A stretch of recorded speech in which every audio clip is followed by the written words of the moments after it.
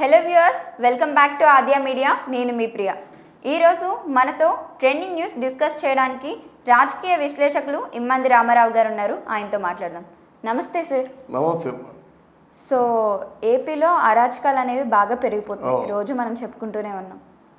అది మధ్యతరగతి కుటుంబాలను దాటి బిలో మిడిల్ క్లాస్ వాళ్ళ మీద కూడా పడుతుంది అన్నమాట. ఇప్పుడు వైజాగ్లో ఒక ఇన్సిడెంట్ జరిగింది. ఏంటంటే ఒక కూరగాయలు అమ్ముకునే వ్యక్తి, ఒక షాప్, అది 13 ఏళ్ళుగా ఉంది ఆయనకి. ఆ షాప్ని ఎవరో వచ్చి ధ్వంసం చేస్తారు, కొంతమంది జనం వచ్చి. ఆయనకి 2 ఆడపిల్లలు ఎవరో ఉన్నారంట. ఆయన ఫ్యామిలీ అంతా కూడా ఆ కూరగాయల బండి మీదే నడుస్తుంది, ఆ కూరగాయల షాప్ మీదే. దాన్ని ధ్వంసం చేస్తారు. విలేకరులు వాళ్ళు రాగా వెలుగులోకి వచ్చిన విషయం ఏంటి అంటే, నారా లోకేష్ గారు ఆ కూరగాయల షాప్ దగ్గరికి వచ్చినప్పుడు వీళ్ళు హారతి ఇచ్చారంట. ఇప్పుడు ఇంతకు ముందు రీసెంట్గానే కొన్ని నెలల క్రితం దాన్ని మనసులో పెట్టుకుని ఎవరో నారా లోకేష్ పడని వాళ్ళు ఎవరో వచ్చి వేరే పార్టీ వాళ్ళు ఈ కూరగాయల షాప్ అంతటిని ధ్వంసం చేస్తారనేసి తెలిసిందనమాట. దీని గురించి మీరు ఏమంటారు? అసలు ఎంతవరకు కరెక్ట్ ఇది? ఎంతవరకు ఇది కరెక్ట్ అని ఎవరు చెప్తారమ్మా? ఎందుకంటే బజార్లో కూరగాయలు అమ్ముకున్న వాళ్ళకి ఎంత వస్తుంది? సాయంత్రం వరకు కష్టపడితే అది ఇంత వస్తుందని చెప్పడానికి వీలు లేని బిజినెస్ అది. అర్థమైందా? ఏదో పోష్ ఏరియాల్లోనూ అది కొనుక్కున్న బిజినెస్ వేరు, మార్కెట్లో కొనుక్కున్న కూరగాయలు వాళ్ళు చెప్పిన రేటుకి ఇచ్చేవలసిందే. ఏదో ఉదయం తాజాగా ఉన్నప్పుడు కొద్ది రేటు ఉంటుంది, సాయంత్రం అయ్యేసరికి ఏదో ఒక రేటుకి అమ్ముకొని పోవాల్సిందే. ఇది అంటే వాళ్ళ వ్యక్తిగతమైన స్థితిగతుల గురించి చెప్తున్నాను. అలాంటిది ఒక రూలింగ్లో ఉన్న పార్టీ వచ్చి ధ్వంసం చేసేస్తే దీనివల్ల మీరు ఏం చెప్పదలుచుకున్నారు? అంటే ఎవరైనా తెలుగుదేశం పార్టీ వాళ్ళు వచ్చినట్టయితే మీరు సపోర్టివ్గా ఉండి ఆర్తలు పట్టినట్టయితే మీ కొంపలు కాల్ చేస్తామని చెప్పడం. అదే ఏదైనా హారతలు పట్టారంటే మీ కొంపలు కాల్ చేస్తాం, మీ వ్యాపారాలు ధ్వంసం చేస్తాను, మీరేం చెప్పుకుంటారో చెప్పుకోండి అని మిగతా వాళ్ళందరికీ చెప్పడం మాట ధ్వంసం చేశారంటే.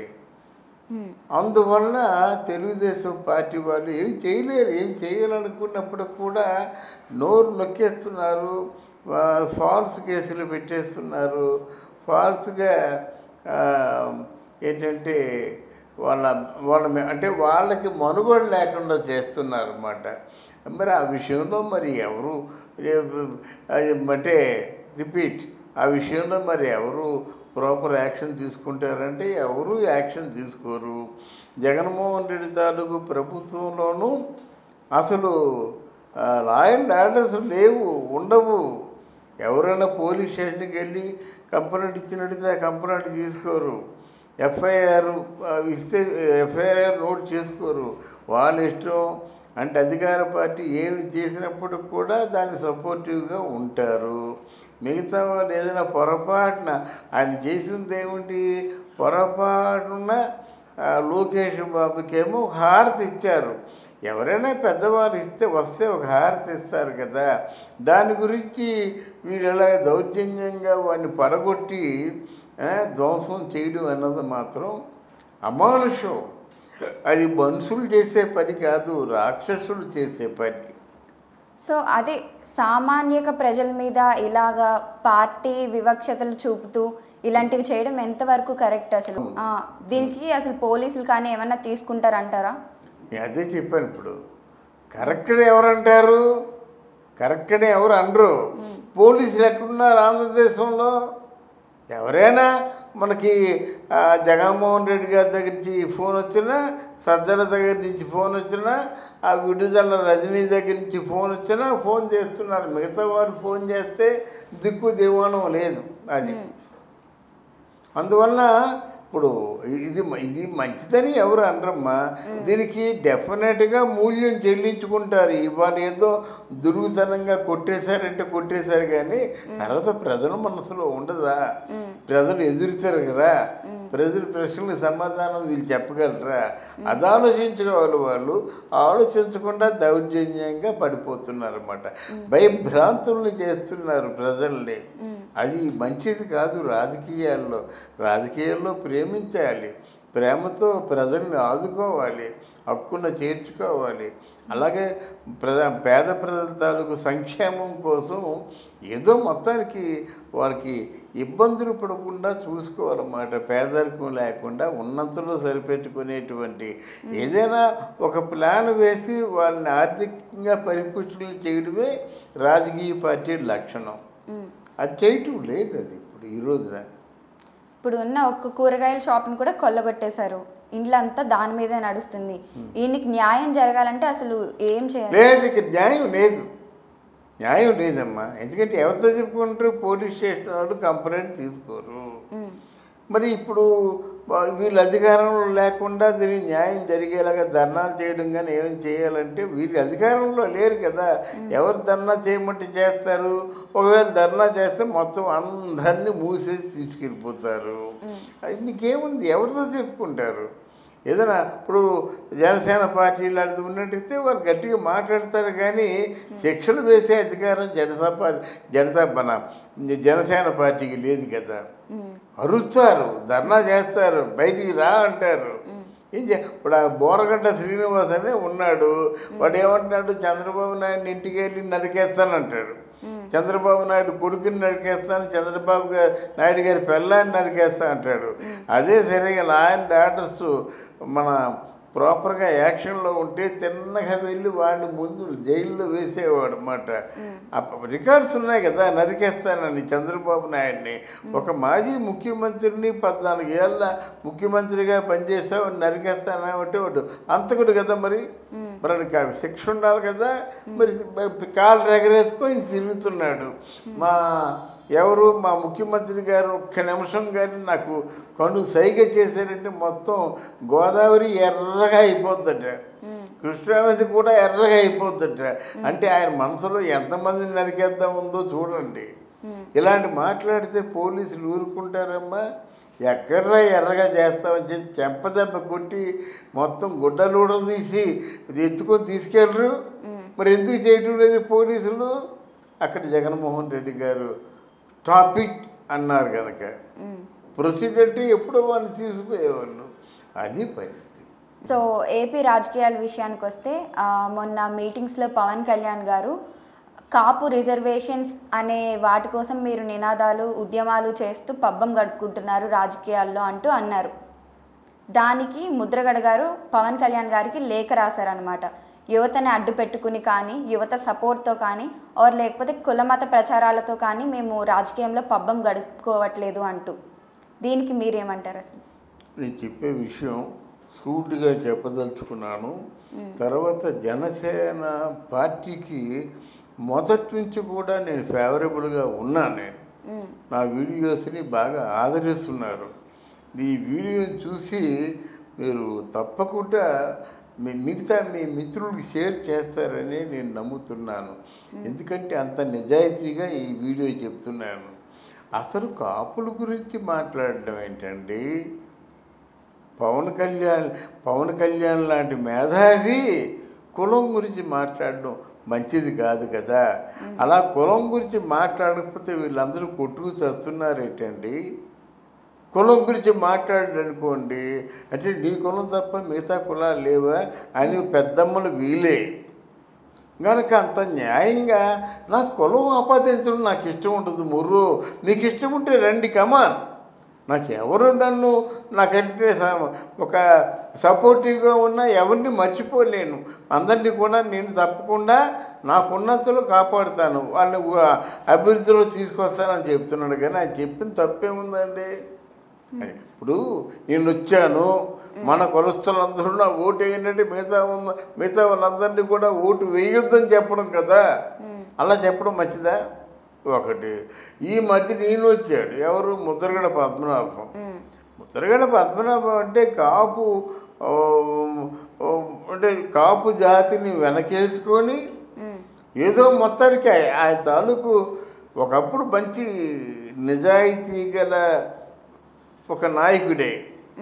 ఎలాంటి సమయంలో ఎన్టీ రామారావు గారు పార్టీ పెట్టిన కొత్తలో ముద్రగడకి ఒక మంచి వాల్యూ ఉండేది. అప్పుడు కూడా ఆయన అంతే, ముద్రగడ మామూలుగా 6 నెలలకు ఒకసారి అడిగేవాడు అన్నమాట. కానీ ఆయన తాలూకు అప్పుడు నిజాయితీగా ఉన్నాడు. కానీ తర్వాత మనుషులు పాడు చేస్తారమ్మా. నిజాయితీగా ఉన్నప్పటికీ తర్వాత రాజకీయాల్లోకి వచ్చేవాళ్ళు పాడు చేస్తారన్నమాట. నిజాయితీ పరులు కొనేసుకుంటారు.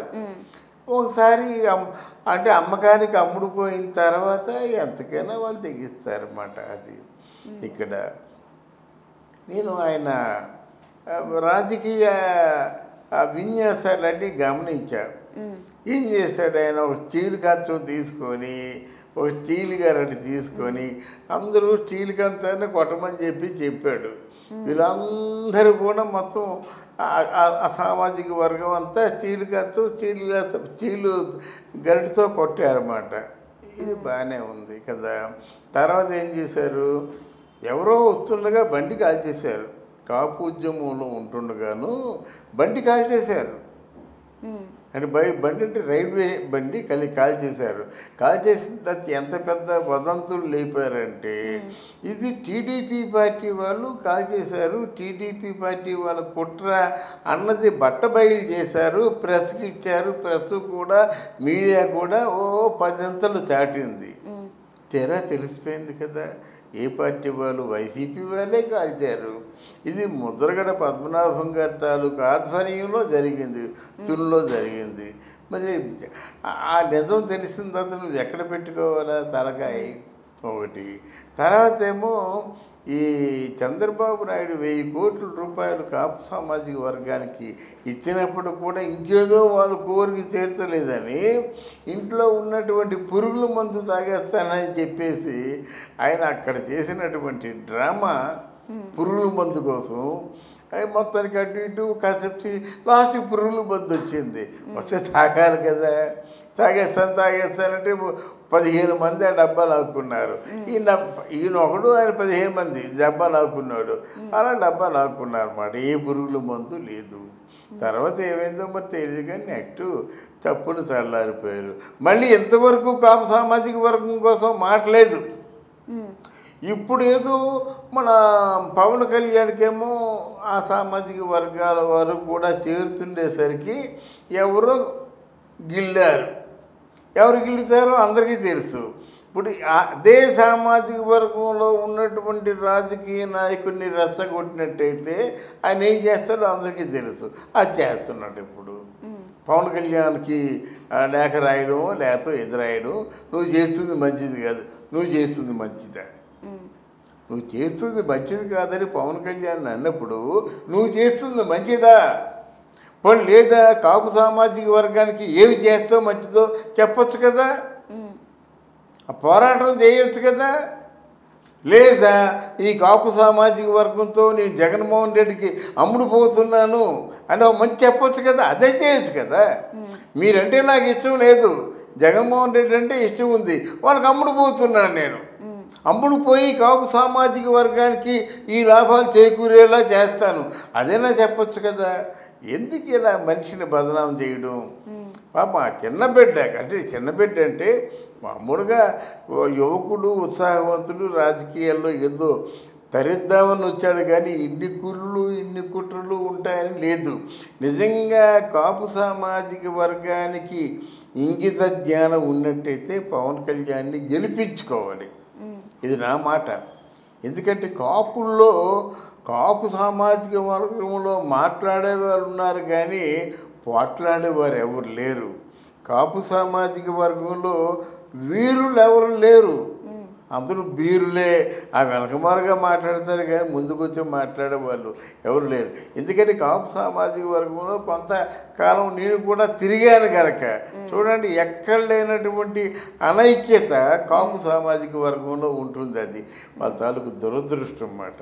కనుక అందువల్ల ఎవరైనా ఉన్నారంటే, ఒక మార్పును కోరుకుంటున్నారంటే, ఒక అభివృద్ధిని కోరుకుంటున్నారంటే, ఆ పదంగా నడుస్తున్నటువంటి పవన్ కళ్యాణ్కి మీరు ఎందుకు సపోర్ట్ చేయరు? ఇంకెవరైనా ఏదైనా మాటకు ఏదైనా కోత కూసినట్టయితే వాళ్ళు నోరు ఎందుకు మూయించారు? అదే నేను అంటే నా మనసులో ఉన్న బాధ, వేస్తున్న ప్రశ్న. అందుకని ఆయన ఏం చేస్తారండి? ఆయన యువతని ఇప్పుడు యువతని మిస్ఫైర్ చేస్తున్నారు. మరి మీరు కూడా అదే చేస్తున్నారు కదా. ఇవాళ యువతని పవన్ కళ్యాణ్ మిస్ఫైర్ చేస్తున్నారని మీరంటే, మీరు గత 20 సంవత్సరాల నుంచి మీ వెనక తిప్పుకున్న వాళ్ళ మాట ఏమిటి? దీన్ని ఏమంటారు? ముద్రగడ పద్మనాభం గారు చెప్పండి. ఈరోజు పవన్ కళ్యాణ్ మిస్గైడ్ చేస్తుంటే గత 20 ఇయర్స్గా మీ చుట్టూ తిప్పుకుంటున్న మీ సామాజిక వర్గాన్ని మీరేం చేస్తున్నారు? దీనికి ఏం పేరు పెడుతున్నారు? తప్పమ్మా, అది తప్పు. ఎందుకంటే ఎవరో ఒకరు ముందు అన్నిటికీ తెగించి అన్నీ మానుకొని అన్నీ వదులుకొని అన్నీ నష్టపోతూ తన నెత్తురు ఊడ్చి కష్టపడుతున్న వ్యక్తిని అలాగే బాధ పెట్టడం, అలా వెన్నుపోటు అంటే వెనక దెబ్బ తీయడం మంచిది కాదు. అంటే ఇవాళ వెనక దెబ్బ తీయొచ్చు అనుకో, రేపొద్దు వాళ్ళకే తగులుతుంది అన్నమాట. డెఫినెట్గా పవన్ కళ్యాణ్ గారికి ఎవరు సపోర్ట్ ఉన్నా లేకపోయినా దేవుడి సపోర్ట్ ఉంటుంది.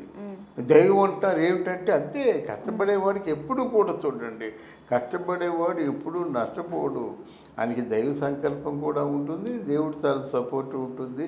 డెఫినెట్గా పవన్ కళ్యాణ్కి చాలా మంచి ఒక అంటే స్పందన ఉంటుందని నేను మనస్ఫూర్తిగా కోరుకుంటాను. Thank you so much sir. So చూసారు కదా, ఇది ఇవాల్టి ట్రెండింగ్ న్యూస్. మరొక ఇంట్రెస్టింగ్ న్యూస్తో మళ్ళీ మీ ముందుంటుంది ఆద్య మీడియా.